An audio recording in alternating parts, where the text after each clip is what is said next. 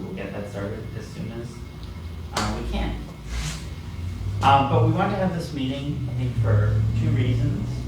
One, we wanted to talk a little bit about the legislative session, have a sort of general update. If people have questions about things that happened during the legislative session, we want to be accessible. We want you to know what we've been doing and what happened in the General Assembly over a very busy session.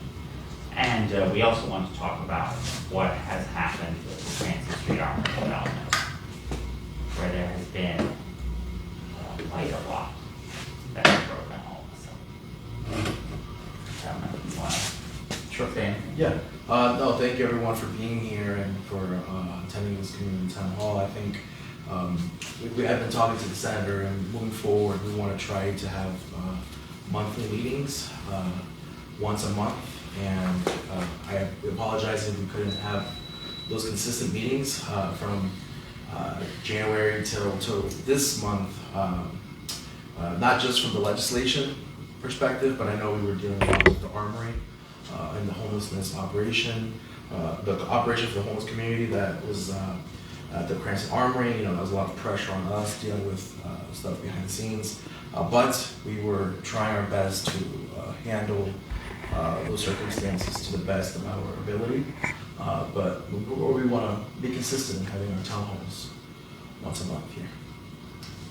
Any questions so far before we begin? All right, so let's talk about the Armory. So, as I think you all know, the Armory has been part of a redevelopment process since 1848 BC, and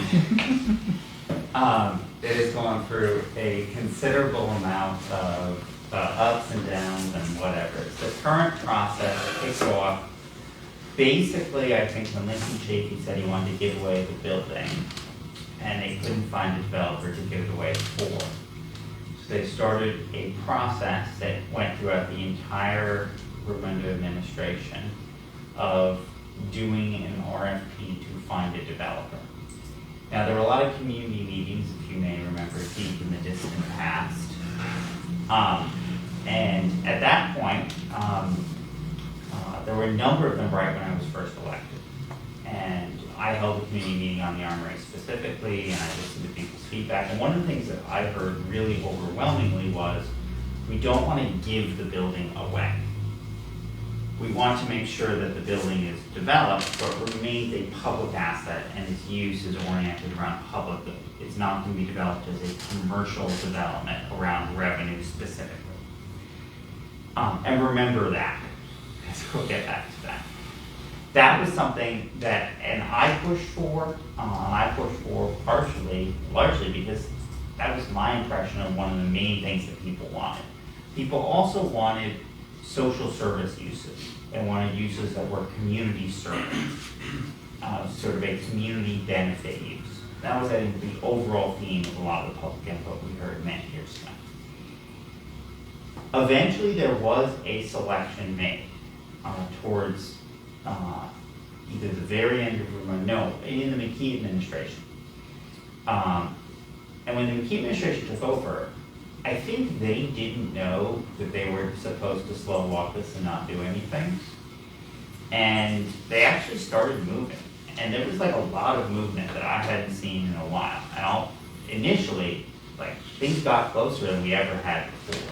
And I was really excited, and I thought it wasn't going to happen. I thought it was just going to be a long process. But suddenly we started seeing movement. And they picked a developer. As you may remember, there was a time when there were two proposals. One for the Scout Group, and then the other for an Atlanta-based group that wanted to put ski gondolas around the park.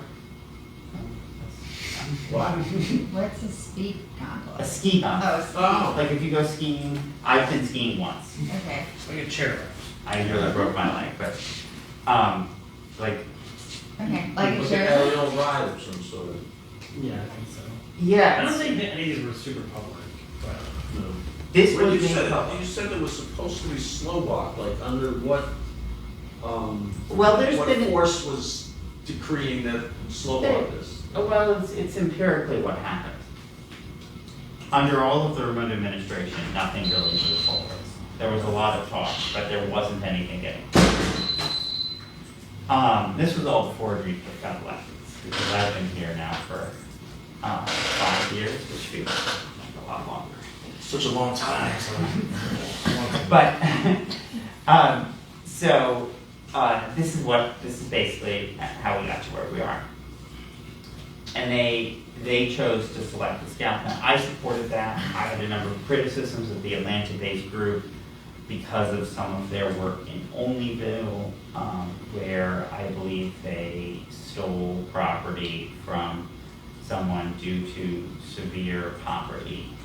And I was very critical of that process.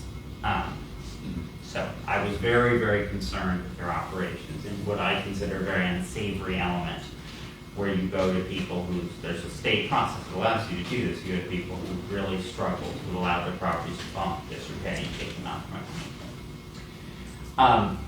So in any case, Scout was selected.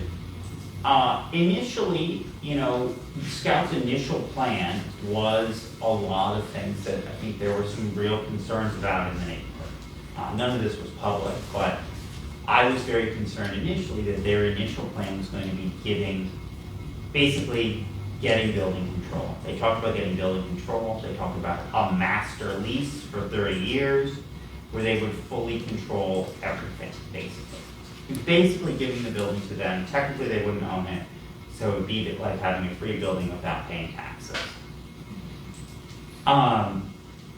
We pushed back, and when Enrique was elected, that's when he joins as part of the story. So we met with David Patton when this was really starting to move forwards. We met with David Patton at the Armory in September, is that right? And we heard their proposal, and we had a number of concerns about how it was structured. And then afterwards, we met with Scout, 5 or 6 times? Lots. Yeah, 3 or 4. 3 or 4. Okay. And we brought a number of concerns to their attention. I don't know if you want to talk about some of that process, or... Yeah. Some of the concerns with Scout were, so they are also heavily invested in Olneyville, Providence. They have, or they own the Dye House at Olneyville, and so there has been this image of them as, big developers who could come in and, gentrify the neighborhood completely in Olneyville. And last year, there were some concerns with some publications they made on their website. Do you want to just mention that part? What was that publication title called? So they had a website, and their website listed a bunch of their favorite places in Olneyville, as listing a bunch of places in Federal Hill. And they described their vision of Olneyville as, see if I can, it may still be online. But they talked about, Olneyville is the sun rising over the mills. It's the bar the bookstore bar, it's the... Sure. And basically they described it as basically all the white areas of Olneyville, and had a description that was entirely, did not include the reality of the community as it actually was. One of the big concerns we heard about the Armory during the community meetings was that it was going to be something that was going to gentrify the neighborhood, that it was going to be development that was not inclusive of the entire neighborhood. And so we pushed a lot of these concerns, including a lot of the financial concerns. We were concerned about a financial arrangement that had Scout take too much profit out of the arrangement. And we pushed for a different arrangement in which they have less profit opportunity and less risk, but more of an ongoing financial arrangement. And the McKee administration at the time supported us in that. And Enrique and I met with David Patton, and we pushed him on this. And he I think he got it, like, they were on board with that vision.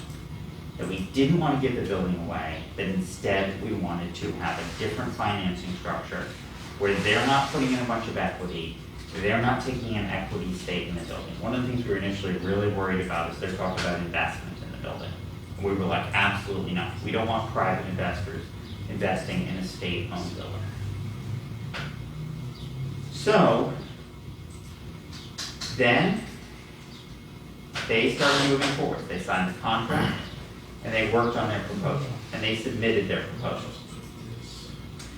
Now, Patton had committed to us to increase his proposed, to me and Enrique, one of the things that the commitments we got of him at that initial meeting at the Armory, was to increase his proposed departmental ask for the Armory. And he proposed more money than he initially proposed, because we wanted it penciled in around 30 million. That happened. But he decided to not listen to his administration's request. They, however, told us, don't worry, there's an opportunity for governor's budget amendment. We need to work on this a little more. And so that basically takes us up to the Philadelphia trip. Now, also, the homelessness use delayed it. I believe there's a decent chance the money would have been in the budget had that not happened. Scout had planned their initial opening of the building for December. If anyone remembers, there was going to be a World Cup viewing there, which was canceled. They had this vision for a light touch opening. Then came the Philadelphia trip, and then we all probably heard what happened in the I don't need to go. We don't need to go into the details of the extortion and sexual harassment stuff. Well, I don't know, but I might be in the network, so I can hear later. Okay. There, you can read a lot about it, but basically, the state official, David Patton, the state official involved in this, who had been supportive of the project, engaged in some conduct that was not okay. Specifically, they visited Scout's building in Philadelphia, and he extorted a number of items, including vegan cheese, and I think some shoes or something. Anyway. Some meals as well.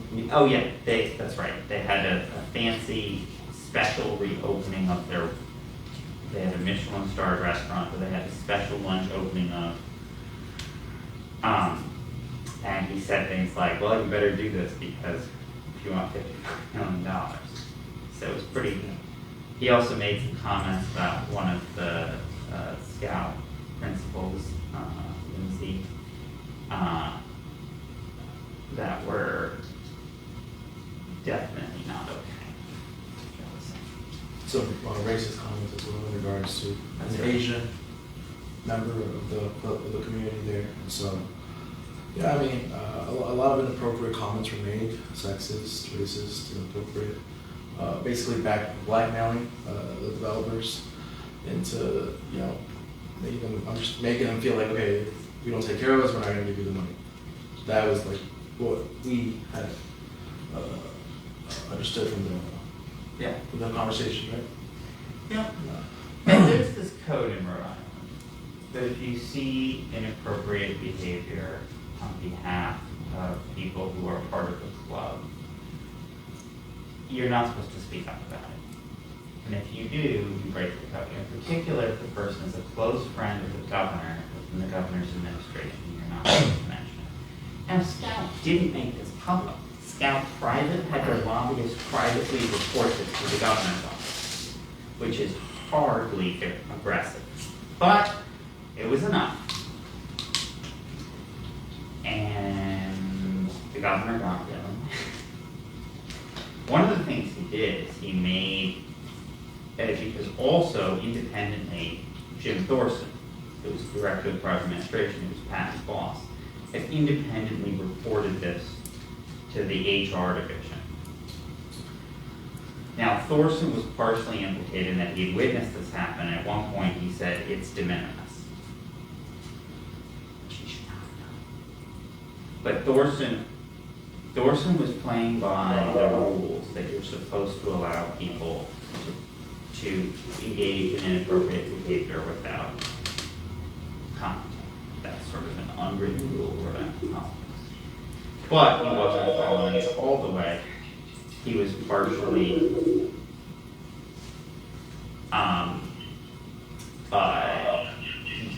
tried. And he reported it to HR, and suddenly he found himself having to leave his position. Now, I think that yeah. I was going to ask, so what is the next steps regarding the matter? Unfortunately, since we didn't have state officials or state administrators to create it, what do you think the next steps for us to do so we can actually push the agenda? That's a good question. And we're going to get to that. Sorry if this history is like too in-depth, but I think it's important for people to know the background. But that's a very good question, and we will get to that. By the way, Josh has served on the Armory Steering Committee for a long time. Sorry, Josh. Thank you for serving. I should have been a better politician and introduced all the important people. Everyone's important. So, anyway, that's where we were. And we really believe it was retaliation. Yeah. Suddenly, the project, and it wasn't Thorson who wanted to do it. It was McKee. You all heard Thorson commit, I think. Joe, you asked the question to clarify. Do you mean a community meeting here? Yeah. And he made that commitment. In May. In May. For May, yeah. For May. For me. And we were so worried about what happened when Thorson left. We were right to be worried. There was an interim director, Daniels, who delayed it, but reaffirmed the community meeting commitment. But the money did not show up in the budget. There was no governor's budget amendment. And then the scout proposal was released. Or the email was released. And the governor had for a long time used as an excuse, we need to have this report by this private company. Yep. The jail. Jail. Yep. To evaluate this. And if it's not a good deal, then we'll, And then the JLL report finally came out, and they decided to cancel the contract with Scout. Now, there's a clause in the contract saying that if it was canceled, then no other developer can come in. If it was canceled, then what? No other developer can come in. For how long? Well, I don't know. I don't think that there was a how long attached to it. I think it was In perpetuity? The developer can't. I think it might have been, there might have been legal issues to that, but I think that was part of the contract. But the McKee administration is now basically saying that that clause is void. They're saying that They are don't believe it, and so Scott would have to sue them if they wanted to enforce it, if at some point it became an issue. That's what, exactly right. The McKee administration is saying it's legally void. And they also refused, did they also refuse to try to amend the contract or negotiate it when the report came out? Because they didn't, finding any contract in the state can be amended.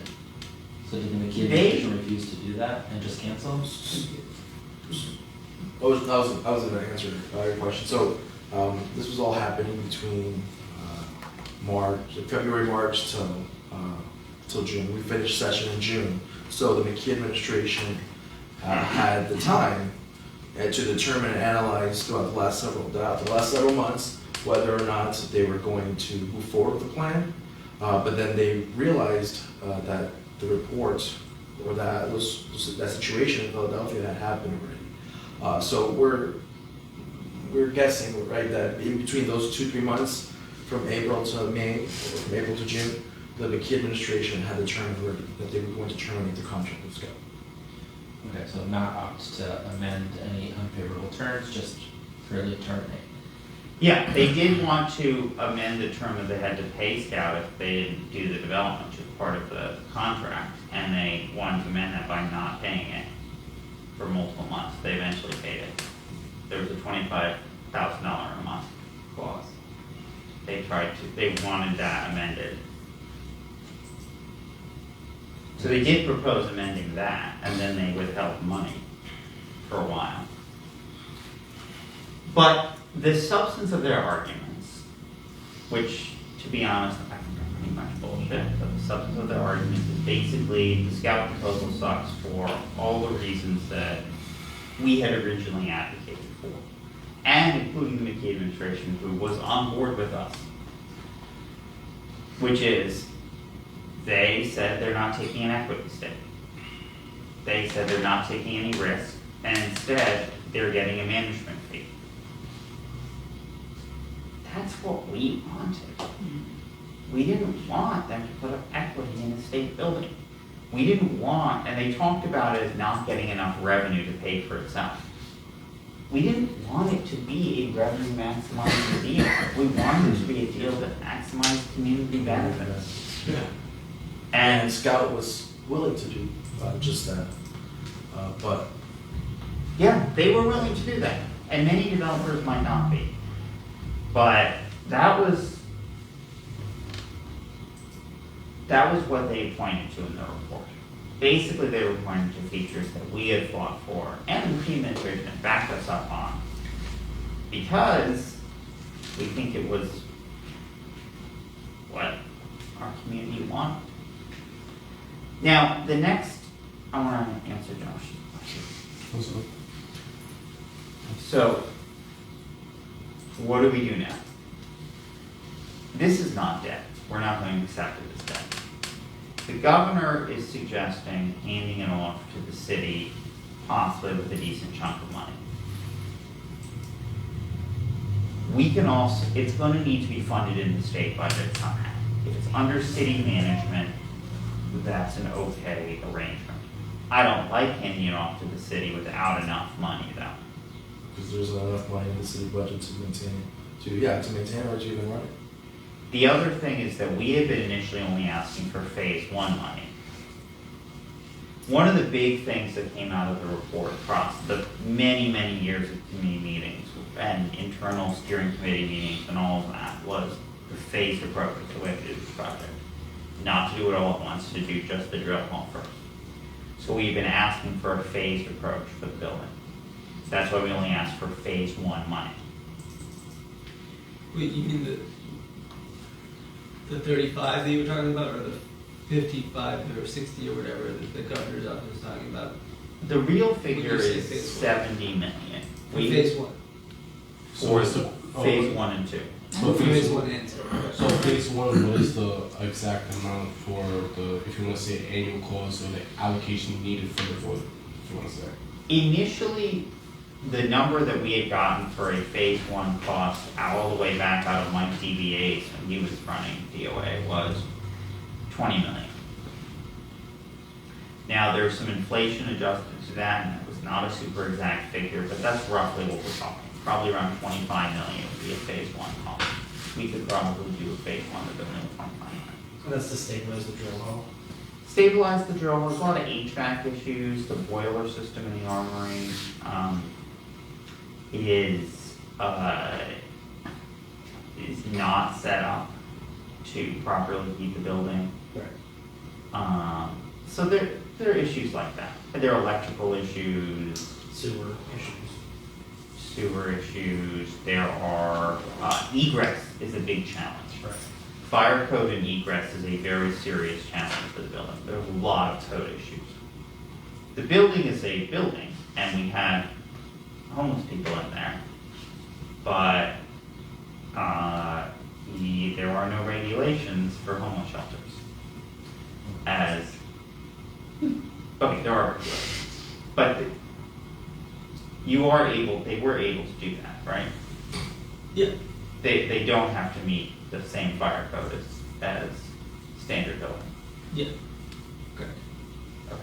I didn't mean to imply there is absolutely no regulation for homeless shelters. Sorry. That's not what I meant. There is. But you, and correct me, they're tax exempt from building. Everyone's tax exempt from building. No, but I mean, it is very flexible to open up an emergency shelter, which is a Okay. specific term, and the codes are very flexible. Okay. Yep. So, the codes are very flexible, put it that way. Our code standards are much, much lower for that than they are for other uses.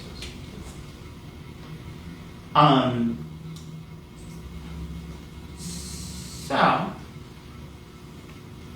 probably that's what we're talking about. But the concern is with the city is they only give us phase one money, which is really what we were talking about and trying to push forward during the legislative negotiations, trying to get added on top of the government, which we were not successful with. Speaker's office was very favorable to it. We were not successful with it. Moving forward, we want to continue to advocate for a continuation of a community-driven project instead of a for-profit. We're going to try our best to stick with that, right? And if the governor ends up giving it to the mayor's office or ends up handing it over to the city, we're going to continue working with the stakeholders involved and make sure that our community is also staying involved in the process, and not just the mayor's office and administration, the governor's office, but everyone included. And we want to make sure there's enough money to actually fund the whole project. So this is in the talks right now with the different administrations, and if it does happen, where do you see that timeline happen with the transition from the state to the city? So my understanding of what the Smiley administration has said publicly and said off the record is that they probably are not going to accept it without enough money from the state. Because the city doesn't want to have just a big liability. However, we are being recorded, but I will say I don't entirely trust the mayor on that. The mayor has taken things that I think are financial liabilities to the city and has not adequately prioritized the city's finances in terms of state funding. Well, the mayor has very little leverage, and to me, that's what the McKee administration is very clearly, emphatically demonstrating, that the context of this whole negotiation has always been the state owns the building, and the state pays over $2 million, right, a year to upkeep the building, and the city can take it or leave it. I mean, like, so, sure, the mayor doesn't have to accept the building, but the governor also doesn't have to fund the upkeep. Right? I mean, I'm not saying any of those are good ideas, but the governor has the leverage. If the city ends up accepting or the governor does end up giving the armory to the city, we want to make sure that there is the maximized amount of funding from the state that we can include in the budget. We all do, but Right. we don't have any leverage. I mean, I think the mayor probably has some leverage. I don't know what leverage he has. I'd be curious if anyone has. I don't have an input. I was just going to actually tag into what you were saying too. I think another elephant we do have to address in the room is just say that transition does happen. We have to take into courtesy of the quality of life that's actually living inside the armory at this very moment. Because at the same time, a lot of problems, I worked in a lot of heating shelters, homeless shelters myself, just volunteering wise. And I see firsthand that there's not that structural towards the transitional part, if you want to say. So without the transitional part, we can't really address the quality of life, not only within the province, but within the state of Rhode Island. So either way, the state does have to be a big player within this transition. But personally, coming from someone that's been involved in a few different projects, we as a community, how we actually address it is where, just say we actually put together like a 500 people survey. What do we want to see within the community? What do we want to see with the if you want to see the armory? Because at the same time, there are two different aisles that are being addressed in here. And meanwhile, we're seeing a crack pandemic skyrocketing. Meanwhile, we're seeing, if you want to say, inequalities within the educational system. Meanwhile, we're seeing a lack of transparency from many different aisles. So when we think about this, we want to craft it in a way where it's logistical, but meanwhile, the transparency to all different levels can be actually flexible to where not only the people up here can understand, but also the people down here can understand.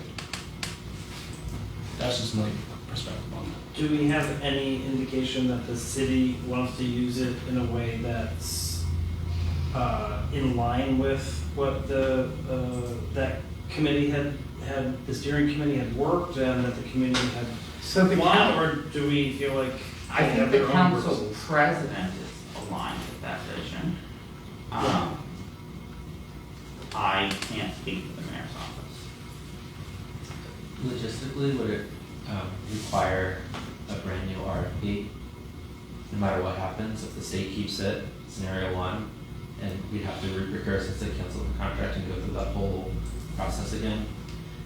And then if they transfer it to Providence, likewise, they'd have to do a brand new request for procurement for anything to happen in that building at a larger scale. Possibly, but Providence has always been very loosey-goosey about procurement rules. So I don't know the procurement rules in Providence. It's quite likely that's the case, but So when we think about the Scout stuff, like Scout as envisioned, dead until a new process starts from a Providence loosey-goosey system or a state formal re-procurement process. I think that the city would probably want to bring Scout back in. I'm pretty confident that that's what would happen. It struck me that they did decent, well, just what you could see on the website, like, hey, look what we're gonna do with the Army, and it was like, soccer, I thought, it was like, whoa, this is tremendous, it was like, all this looked like solid stuff, and they did all, I remember meetings where people were saying, well, what should we do with this, and, so there was like a lot of homework done, and it looked like good homework to me, and so my question is like, why, I mean, are we forbidden from like recycling any of it? I mean, if we said like, I mean, if these ideas were sort of tested and budgeted out, like what would it cost to have to run soccer here, and who would come to it? Are there enough people who say, yeah, my kid would really like to go to that or anything? I mean, was any of that nuts and bolts stuff was done? It struck me that it was, Yeah, I think that likely the city would have to reach the Scout. Would have to pick Scout. But I don't think, sorry. Well, does Scout want back in? I mean, it seems like they're kind of maybe over us. I don't think they're over us yet, but Okay. they may be soon. Can I also address one thing too? I personally feel like as a steering committee, we really didn't have a strong enough voice upon what we need within the community, because at the same time, yes, soccer's a phenomenal sport, but we can't forget about the other playful games like bocce or wall ball that's been emphasized within many communities because it's diverse. So we have to take into account. No, look, because I'm right now too. I've been in discussion with a few folks about Camp Cronin too. I've been looking back that a lot of the senior citizens loved Camp Cronin. So what if we can actually integrate many different services where we can address different levels of the community? Because at the same time, yes, we have kids, but many times these kids come from homes that are broken, where they have single parents that they can't afford to go to X, Y, and Z school or X, Y, and Z after school program. But meanwhile, we have senior citizens that do want to give back in many ways. So at the same time, what if we come together, yes, not scratch the idea, but add to the idea to where it can be everyone's more flexible to the idea of what the community needs. But also at the same time create the structure panel so where this is not a 3 to 5 year project, where this is a project that's going to last for a long time, be not only going to be gracious to our community, but also create really great tax revenue for the city of Providence. Because I know right now we're dealing with the problem with the city to the state. We, unfortunately right now, when we're going down the roads, we're seeing many potholes. But at the same time, these roads are owned by the state. There's many different areas we can actually allocate these funds from the city to where we can appropriate towards a community engagement. These are just ideas we just want to look at too when we're actually going full-fledged into a project like this. People have been taught to stop dreaming, Just like, oh, don't dream. That can't happen. That'll never happen. You can't, the great things that could be done in that building, and everybody probably has ideas. Everybody's kind of learned, like, wasting time to even talk about it, But we can't let that steer take us. We have to keep up it. I think it's good to continue to be visionary, but also I think it's necessary to be very realistic about the situation we're in. And maybe I'm just reading it differently, but my take is that the city is in a position, a very weak position, and the community is in a very weak position.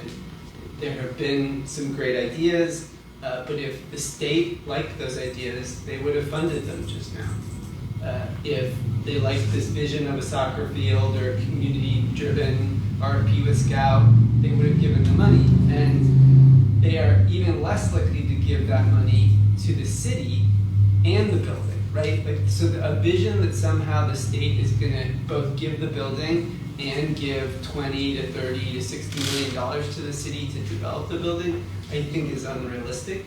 I think the city at this point is going to be in a position where they are just scrambling. If the state decides to really push offloading it, the city's just going to be in a position where they are scrambling to just get the $2 million a year or whatever it takes to just status quo, keep it up, right? Because the city doesn't have the money just to keep up the building. That money has been invested every year by the state, going back for a long time. And that it's been invested, I think, without a lot of demand or negotiation by the city. I don't know, but it seems like that money's just been in the budget every year. And just losses. keeping it there. There have been legislative negotiations, but not the kind of thing that would be public. But but it has been there in every budget, right? Well, no, it goes up and down. It's actually negotiated over quite a bit. Something. It fluctuates actually quite a bit. We've had it recently for the past 5 or 6 years. We've had quite a bit. Yep. There was a long time when we really didn't have very much. So it's something that's actually constantly negotiated. It's been part of budget negotiations. But it's, to your point, it's never been like the kind of level of budget negotiations that you would read about. But just keeping at that level. I mean, I guess that emphasizes my point even more. Just keeping at that level does take effort. Yeah, And absolutely. so going forward, we can't even assume that, right? Just the status quo upkeep money can't be assumed. And the idea that the state is going to come along now and decide to give the city $30 million or $50 million more to develop it the way that our community wants it to, I think is unrealistic. I think the state is very much in the driver's seat, and it's necessary if the community wants to contribute to a plan that would get increased investment into that community, to come to it with the idea that it's very much a negotiation with the state. What does the governor want? So I understand that kind of cynicism, and you may well be right, but here's what I would say that why actually I think there's more reason for hope. Governor McKee doesn't really care about finances. He really doesn't. I don't think the money is that important. I think he wants to be done with this. He wants to have it put behind him. And I think the building is just going to sit there. He would love to have someone take it off his hands so that it's no longer a kid's problem. Emotionally, I think that's something that he wants. They do seem to be talking about considerable amounts of financial commitment. Like, they seem to be serious about it. And legislatively, it can also be increased, and the legislature has the ability to override the governor. Where are you getting that they're talking about? I mean, the article just said, like, well, maybe we'll give you $17 million if you want to create an learning center. That was the only sort of offer that was put on the table publicly. I mean, So, not from public conversations. so your sense is that the offer that is being made to the city is the building plus more than the upkeep?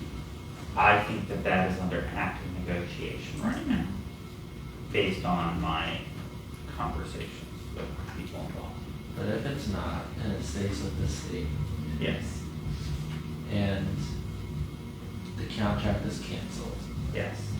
and for anything to happen, it would require a brand new, maybe reused, repurposed, re-envisioned RFP process, a brand new decision-making, brand new budget cycle, and new funding mechanism that would take, how long did that last process take? So I've been involved with the steering committee since 2018, 2019. Okay, so 5 years.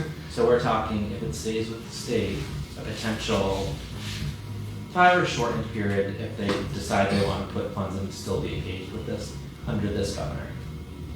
Okay. The city would still be years too. I mean, it's not. The city would obviously still be years, but I think that, Maybe shorter. and the finances is so real, I mean, it's gonna be very expensive, it's gonna be huge. Or it's forced by the legislature over the governor.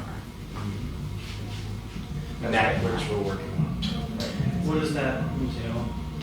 That would entail, Do you want to talk about the Senate side, and then I talk about the House? no, mostly no. We shouldn't talk about this actually too much over on campus. We have to be very careful. What was that? There's an option for, in budget negotiations for the Senate and House to come up with their own proposal that the governor could either sign in fall, and you have to still have to sign it, the money doesn't, Yes, yeah. yes. Legally speaking, yes, there are legal options to do that, yes. That can legally happen. Also, the governor can decide to reopen things with SCAP. I don't think that that's as hard as you are. But yeah, even then, that wouldn't happen. That stuff wouldn't happen like next June. Yes, that would have to happen in next June, the next budget. So, do people have any other questions about the Army before we talk about legislative stuff? So it sounds like a lot of this depends on the whims or sort of the desire of the governor to just unload this, and Yeah. is that kind of the read is? Yeah, I think public pressure continues to be important. I think actually, to jump to the question. I'm sorry, you finish your statement, I'll answer, but. It continues to be important that people speak up, that something has to happen, and speak up for the vision we want. Like, there is a risk that the governor is going to take this LaSalle report and decide to go in that direction that it's indicating, which would be terrible, which would probably be a project we would oppose, I would imagine. Something that's purely commercial that maximizes revenue. That kind of thing, we would have to oppose. Yeah, we just want something that benefits all the communities in general. I think that's what we've all been talking about the last few years with this proposal under Scout. And Scout was willing to invest in a project like this, them knowing that they wouldn't maximize their profits and focus on a community-oriented development at the Cranston Armory. Yeah, it's just very uneventful that it's come to this. We did our part, and alongside the council president, and it was just a matter of retaliation on behalf of the governor towards developers. And but we haven't lost hope, though. We haven't lost hope, and moving forward, if it's still staying under the state control, we want to continue to advocate for the same community-based project. And if it's handed off to the city, we're gonna make sure that we work with the city to continue that community-driven project. I just want to reassure everyone, there's no sense of losing hope. We vote. Our voice does matter. I just want to reassure that coming up, there's going to be re-elections. Just as a reminder. Amen to that. Secondly, I do want to address this. So we're talking about the line budgeting, we're talking about all these great factors, but what is going to happen with the people that are living or in shelter right now, in that building right now? It's not up to code. No, it's there right now. Oh, all right, excuse me then. All right, I didn't know that. I wasn't up to date about that. My apologies. But also, too, at the same time, if that's the case, are we going to continue with the steering committee, the same one, or are we going to expand to more abroad? McKee has canceled the steering committee de facto. Okay, I didn't know that. Well, I mean, he didn't announce it, but have you been invited to the steering committee in a year? Oh. So, that, I think that sends the message pretty clearly. Okay. Thank you for sharing. Yeah, and this might sound very naive and new, so apologies, but what does public pressure look like besides voting? Like, how do we get our concerns about this out into the Well, the governor's office is effective. At 401-222-2080, the governor's office number. They do notice that. sending them We get comments about, messages. we get comments about, what was it that Thorson told us? Everyone is calling from the West End and not from the rest of the state? Yeah. Like, they notice it.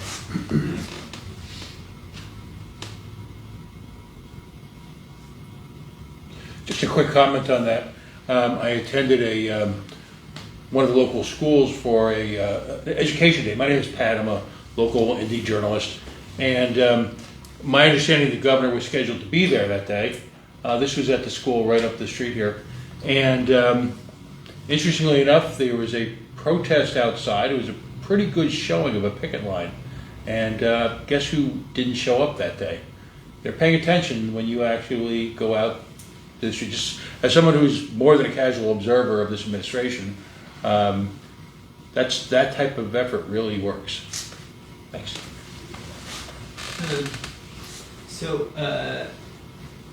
I don't know a lot of you in this room, so just wanted quick, by the way, quick introduction. My name's Nick. I live just like 4 or 5 blocks from here, and I run an agency called Open Doors. And Open Doors provides a lot of services to people in need of the state. And we've started over the past 3 years doing a lot of work, particularly with the homeless community. And we now are one of the larger providers of shelter for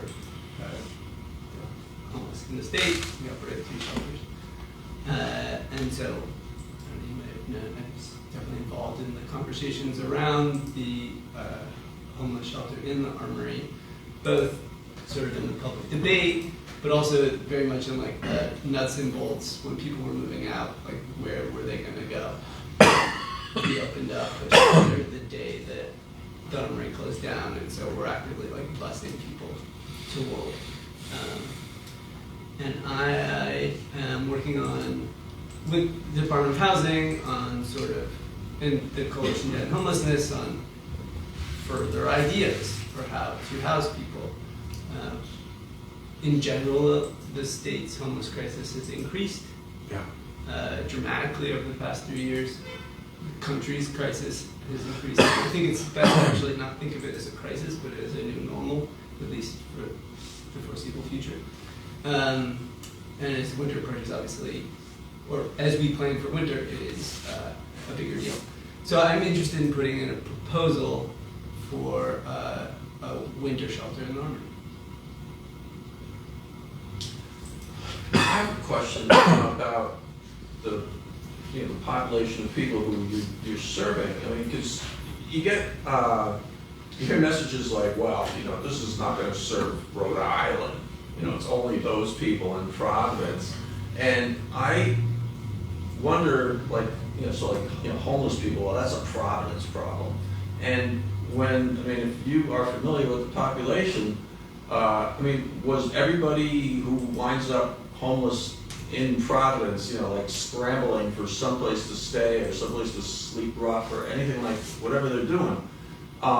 The last place they lived wasn't necessarily Providence. It was Warwick, it was Johnston, it was anywhere. It's probably even more so because that's where they're getting evicted because they can't afford to live in a fancier town anymore. Yeah, I think. Can I just add to this quickly? Yeah. That new, I'm sure all of you have heard of the closing of the Charles Gay Mission Center in the north end off of Main Street. The Amos House has taken up that project. There's an operation there.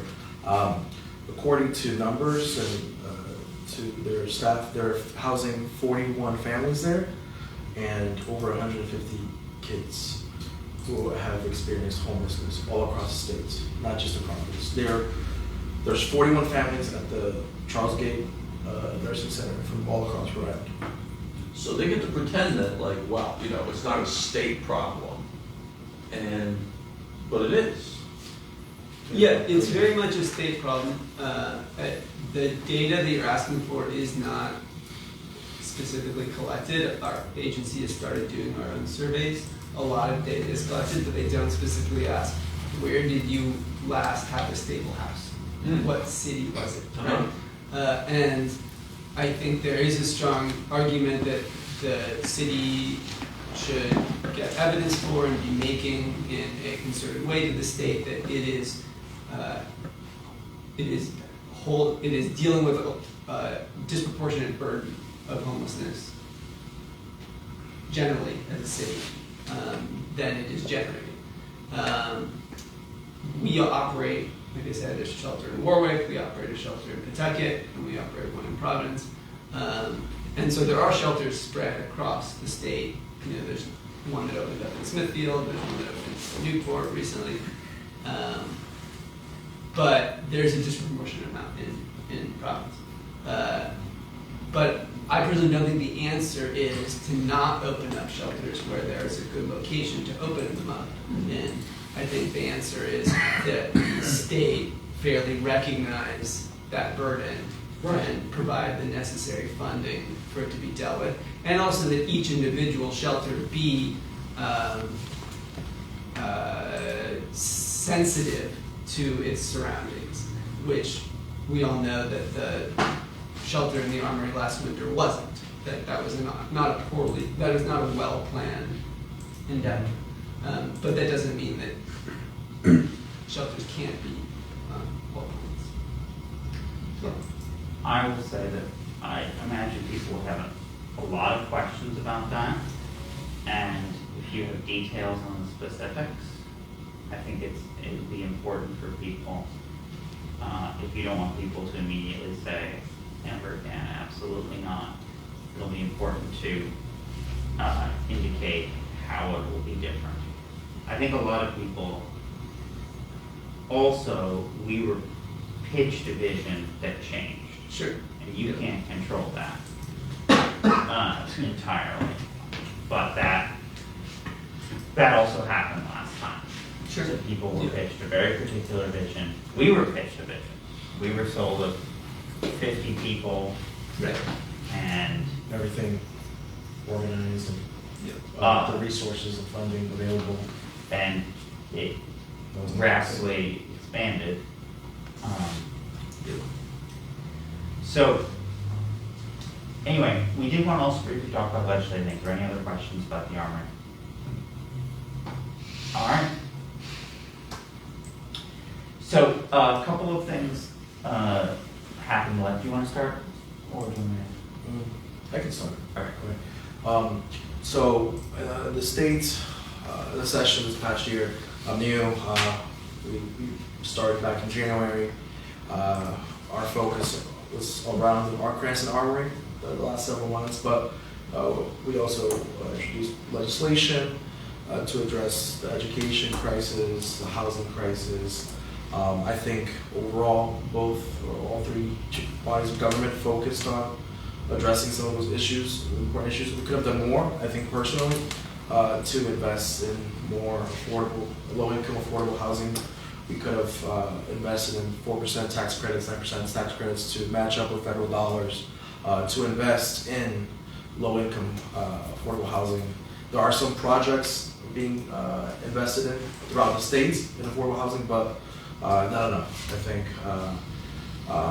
So the goals that I introduced were around keeping the schools, Carl Laurel School, ASF Elementary School, and Gilbert Stewart to stay open, but the Commissioner of Education, the Governor, are in control of the schools because of the state takeover since 2019. And so we tried our best with a good amount of reps representing Providence and other communities to push for legislation to protect our public schools from being closed, because we feel like there's an attack right now on our public education system in Providence, and so we are doing everything we can throughout the state control to prevent that. We put in legislation to also invest in Medicaid reimbursements, to invest in Medicaid. The federal government ended the COVID SNAP benefits that they've been extended for 3 years. We introduced legislation to invest state dollars to match those funds or to bring that relief to the residents around, but that bill was not passed or passed out of committee. And so, education, SNAP benefits, housing, we can just piggyback off. Yeah, so a couple of big things that happened this legislative session. There are a couple of things I was really pleased about. As some of you may remember, during the last campaign, I talked a lot about the healthcare crisis in Rhode Island, about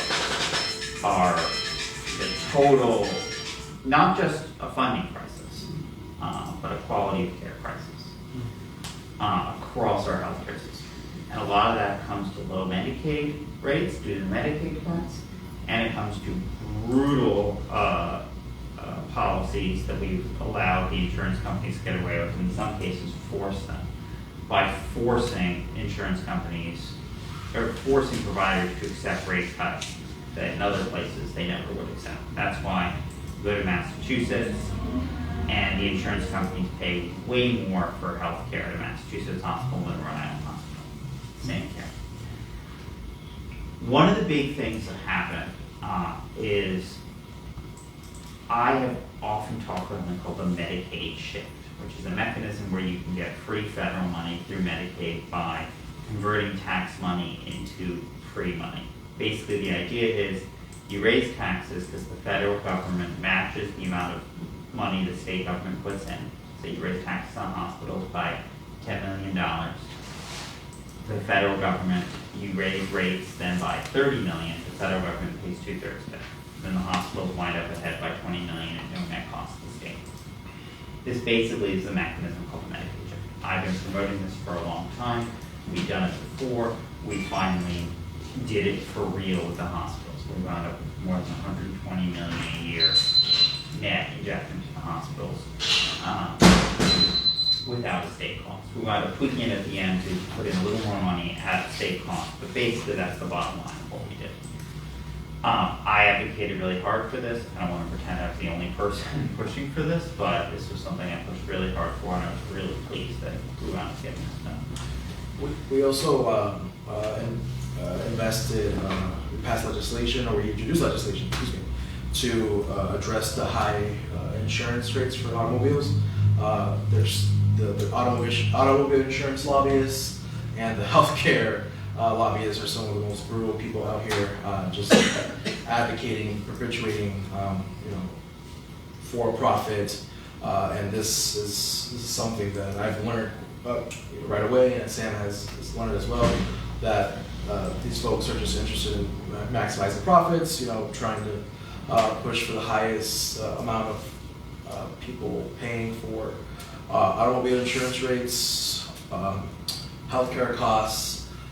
We put legislation in to prevent automobile insurance companies from discriminating anyone based on zip code, disability, race, ethnicity, background, gender, you name it, because automobile insurance companies do discriminate based off of that. We also put forth legislation to, I lost my train of thought, sorry, Sam. Yeah, so that happened. Another thing that happened is, as Rika mentioned, the 4% credits. I put out my intern Phoebe we did this long report on the roughly $200 million a year that they were out there turning away in federal funds for affordable housing under the main program, the 4% credit program. Since that happened, I've been going around the state and promoting this, and we are seeing changes. We've already about doubled our affordable housing production in terms of what's in the pipeline by utilizing this program. There's a state, one of the things we highlighted, we needed funding for the state match. There's a new program in the budget, the low-income housing tax credit program, provide that state match. It's perfect. It's not everything I wanted, but it's a lot of what I wanted, and I was really pleased that we were able to get that to happen. One of the things I think we could by the end will be about quadrupling our affordable housing production. That's not anywhere near enough, because what we were doing was pathetic before, but that will make a significant difference. One of the things that, Just quickly, when you say affordable housing, do you mean government run? No, I don't mean low-income housing. So we use the term affordable housing a lot. It means something very specific, and we don't talk that much about what it means. Affordable housing is a mechanism where it's basically like rent control. The government puts in a certain amount of subsidies and a private landlord agrees to cap the rent at a certain percentage of, basically cap the rent equal to what would be affordable to someone earning a certain percentage of median income.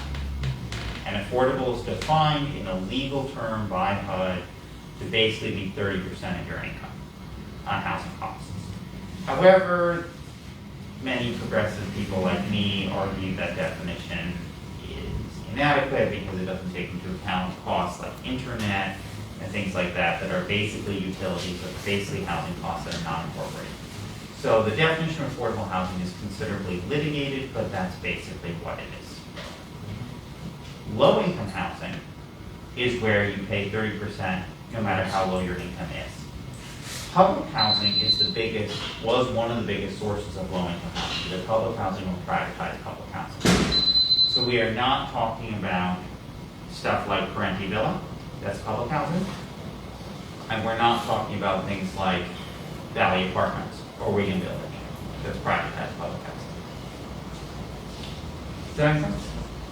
I think a big piece of legislation that we passed was the tax on private institutions, universities that had commercial properties, because those commercial properties, for example, that Brown University has or RISD has downtown on the east side, they haven't been taxed for a long time, and so that tax now from the state legislation is going to be huge because they're going to start paying taxes now for actual commercial property. Except Brown was exempted, but. Not complete. What? Who's exempted? Not complete. In a de facto sense, it mostly affects the hospital. Brown has an exemption. Because Brown had already been paying a certain amount of payments, so Brown is not actually as affected by that. Well, they're medicine. The medicine branch. Okay, no, fair point. Yes, you're right. The medical element of Brown is affected. No, that's true. You were correct about that. I thought the law was just to tax people that were renting.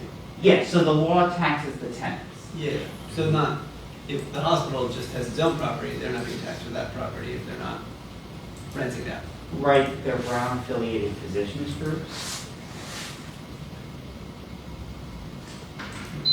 So they're nonprofit physicians groups that are legally separate. So you're saying a lot of the property is rented? So, right, so the issue, the technical issue was that you had nonprofit physician groups that were legal. And there are Brown affiliated physician groups. So it sort of blurs the definition. Sorry? Yeah, but they're not taxed across the board, like not all the properties being taxed. No. Just the property is being. Just the tenants. Just, yeah. So, the other thing I want to bring up, and then we're happy to just take any questions you guys have, is something I was most disappointed about is the Providence finances part of this legislative session. I think people here need to know this because you are taxpayers in the city and you need decent city services. This was not a good year for Providence finances. There was the headline issue of the taxes that we can get off the rented out nonprofit properties. But over the long term, I am really worried about city finances. The biggest thing I was disappointed in is the tangible tax law was amended, which is a great thing that we're doing this tangible tax rate. But it was amended so that it won't keep up with inflation. So basically the city is required to cut the tangible tax, which is one of our sources of revenue. And then we only get enough money to deal with the first year of costs. And there's no inflation adjustment throughout time. A lot of the state aid programs have no inflation adjustment. And when you look at the math behind Providence finances, the lack of an inflation adjustment to state aid programs is one of the biggest challenges. Nothing for distressed communities, nothing for the car tax. We passed a technical bill to amend the car tax, which I believe requires an inflation adjustment, but I doubt they're going to actually put one in the next. We have to fight for that. But basically, we set up yet another program that puts increased costs in the city without ongoing inflation adjustments. And I'm very worried about the city's finances. It's gonna get worse and worse, and this is a very serious concern for me. So that was one of the things I was really disappointed in this budget year. Before we ask questions, because I think it's important that you guys are aware of some of the, I'd say, 2 pieces of legislation that passed the House, and we tried to kill. One of them was the legalization of online gambling, IG gaming, which we worked hard to kill, but unfortunately, the majority of our representatives think that that's a good policy, a good law. And so, they look at it as an economic perspective standpoint, but we know that that is going to bring negative implications and consequences to workers, to future generations, to taxpayers, for people dealing with addiction, dealing with gambling, and that's just something that I'm morally just personally against. And then 2, the other piece of legislation that passed the House was increasing campaign finances from maximization of donations of $1,000 to $2,000. So that is something that would make it more difficult for regular people, working people, to run for office, because if there's a wealthy politician, powerful politician, who has a lot of wealthy donors and powerful interest donors, folks, running for office, he has that support, or she or they have that support. So, that also sets a negative precedent for campaigns, because, there shouldn't be increase on campaign contributions from $1,000 to $2,000. It's just not ethical, I think, in my opinion. I also strongly oppose these things. As some of you probably have noticed, my elections have attracted some of the most spending in any legislative election in Rhode Island history. My challenger last year blew through the record of the most money ever spent in the primary challenge, which had been $89,000. Kevin McKenna's challenge against Mary Ellen Goodwin many years ago, and my opponent spent $144,000. Large amounts of money can have an impact on politics. I've seen in the elections I've run in, and we're seeing an arms race in terms of money. We're seeing money spent that we've never seen in Rhode Island elections before, and I really worry about what money can do to politics. It definitely makes it more difficult and sets up a lot of barriers for poor, working people of color, minorities, folks who are disadvantaged to run for office, and that's something that I don't support. I want to see other communities run for office. I don't want to be in it. I don't want to be an elected official. Just to try to do what I can to address the issues. But a lot of our colleagues do see this as a career. They do support this because they just want to stick to this as a career politician. But we knew exactly that piece of legislation would contribute to their approach on of politics, local politics. And I also think it helps wealthy interest buy policy.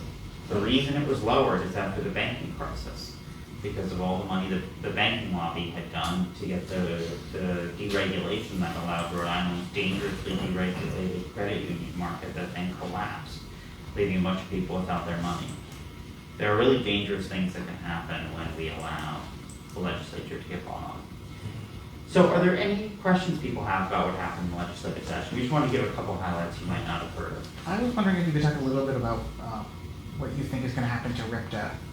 Yes.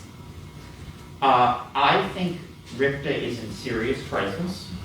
I think that there is an initiative led by the Senate President, unfortunately, to have RIDOT take over RIPTA. I'm strongly critical of RIDOT's approach. Some of the WBNA and a lot of people in the neighborhood really did not want to see the 610 project go forward. People wanted a boulevard, people wanted to reconnect the neighborhoods. RIDOT rammed that through. It has been a disaster. The overruns, the delays, the seismic damage that people have experienced in the neighborhood, Environmental. the poisoning, Poisoning. you know, obviously, you know, this community is straight downwind from the site, and, you know, most of you were probably exposed to a chemical that's linked to a particular type of scrotal cancer found in chimney sweepers in 19th century London. You know, there were federal and state charges, and, you know, I remember when Brett Lombardi and I, before he was elected, had to negotiate to get them to move the pile of toxic fill that was still going into the community. And they refused to meet with us, so we only got it moved because there was an ongoing investigation, so they couldn't talk about an ongoing investigation. So we only got it moved when we got the AG's office to send a letter to Peter Alvedi, the Director of the Department of Transportation, ordering him to meet with us, and that's when they finally addressed it. But that whole experience has just given me a severe distrust of Alvedi's intentions. I think there's also an ideological disagreement with public transit. He's very much a pro-car, sort of Robert Moses 1950s transit vision kind of person. And so I am really afraid of what that vision is going to entail. We were able to defeat the full takeover, but now he's the board chair. RIPTA is facing a massive funding cliff. We need to fund it, and I don't know what's going to happen, and I'm scared, and it's going to be a fight. But we put in a bill, for example, to train and recruit new drivers to RIPTA program. That didn't pass the House, but I think maybe for next year we can gain traction on it. This was an initiative to incentivize a diverse pool of RIPTA drivers all across the state to get invested into RIPTA. This would also set a pathway for folks to have their like CDL fees eliminated, because I think CDL requirements are rigorous and strict, and we know that we need to invest in providing jobs and economic opportunities.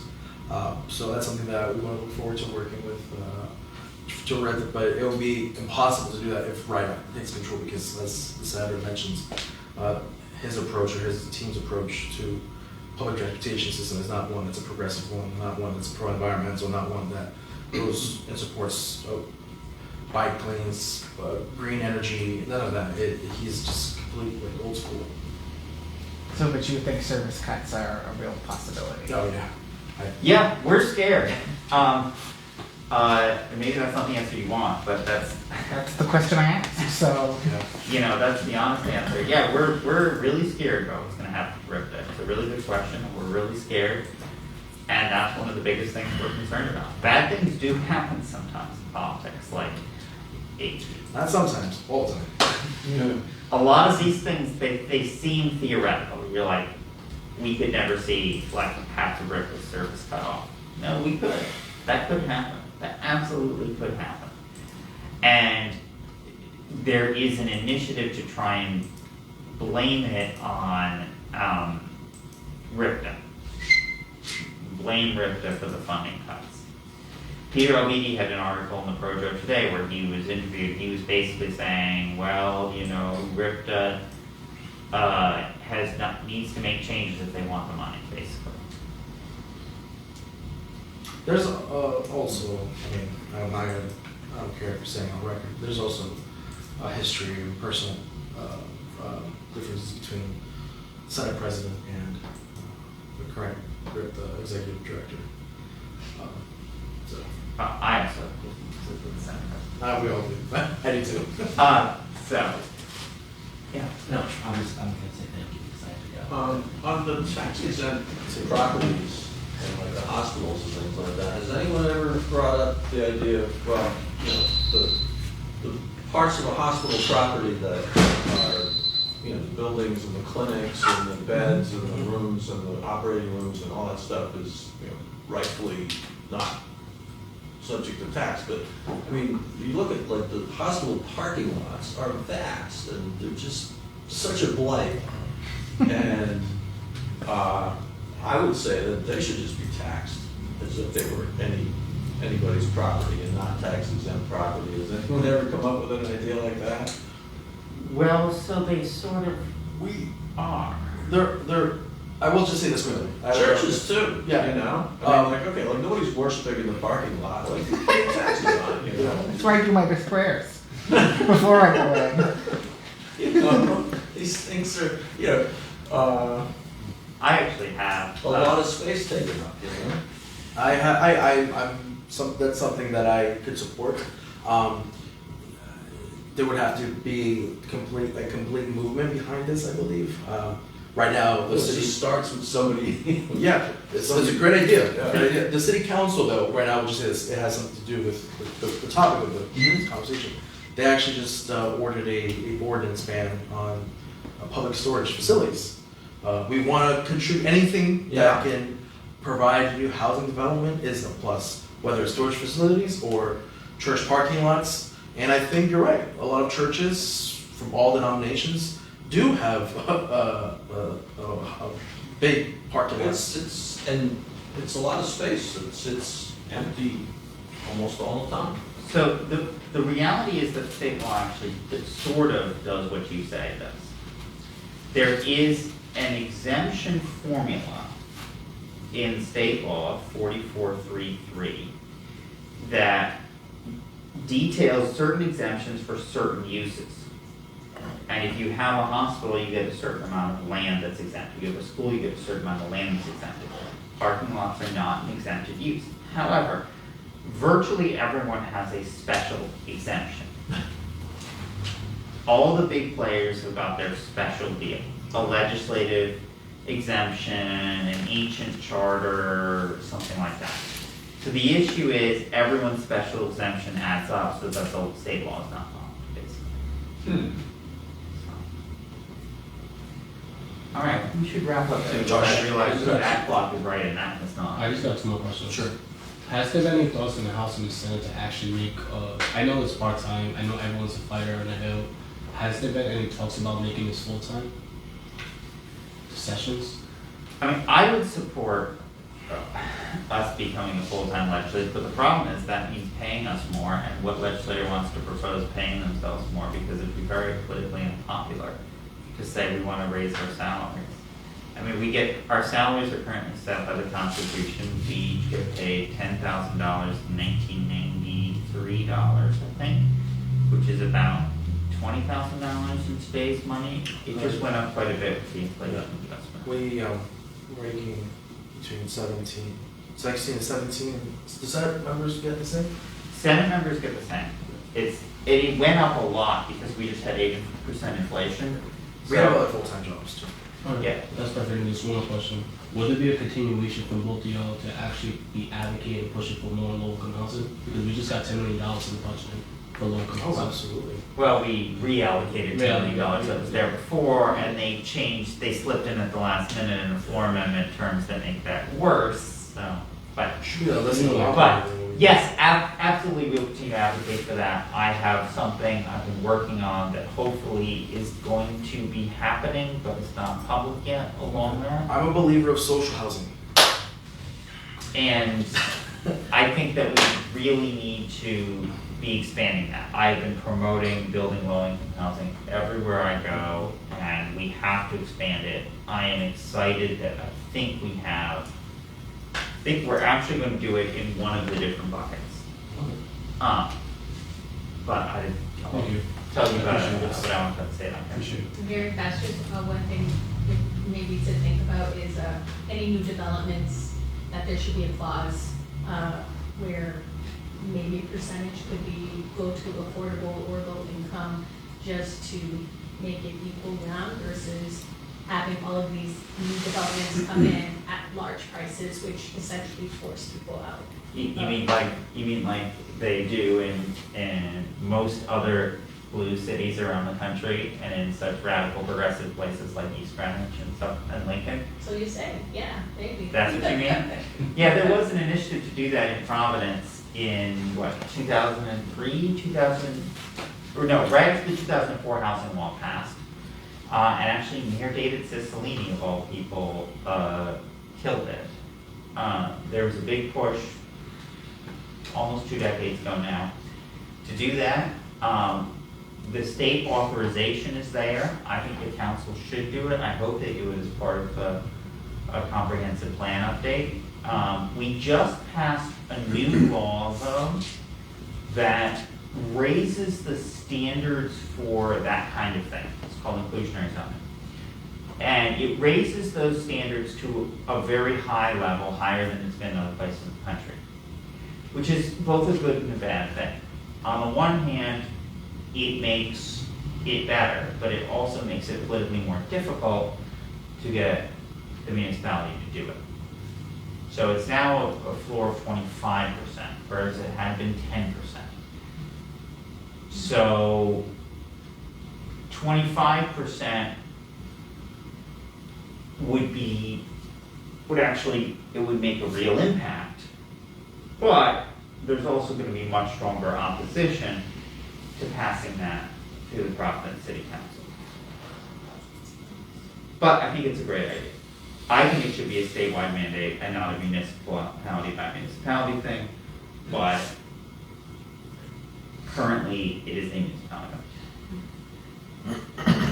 So with that, I think. Sure, really quickly. Yeah. I just want to thank the two of you. I'm, as you know, I'm up at the State House a lot, so I see the work you're doing, and you guys are two of the hardest working and most principled legislators out there. So thank you. Thank you. Please say that. Appreciate it. Appreciate the work you're doing. Tough questions. I do want to take the time just quickly because I believe in complete transparency. We need to let people go. Yeah, we need to. We need to let people go. Okay. Yeah. Sure. All right, people, thank you so much for coming out. And if you have any other additional questions, feel free to come up to us afterwards and ask them. But we really appreciate you coming out during the summer.